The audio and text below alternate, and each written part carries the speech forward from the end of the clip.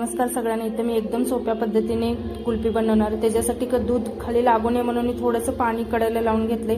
अर्धा लिटर दूध घेतले. मिक्सरच्या भांड्यामध्ये 7-8 काजू घेतले, 7-8 बदाम घेतले, 2 वेलची घेतल्यात, 1 चमच कॉर्नफ्लॉवर आणि 1 चमच दूध पावडर घेतले.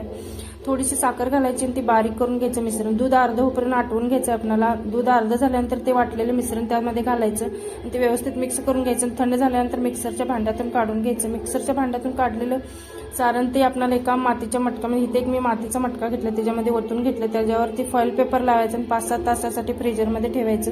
5-7 तासानंतर फ्रीजरमधनं काढून घ्यायचं आपल्याला. तर फ्रीजरमधून काढलेली कुल्फी एकदम घट्ट अशी जमलेली होती. हे बघा, अशा पद्धतीने एकदम घट्ट बनली. तर मी शिल्लक राहिलेलं सारण पण मी एक मुलांनी खाल्लेला आईस्क्रीमचा डबा होता, त्याच्यामध्ये मी ओतून ठेवलेलं.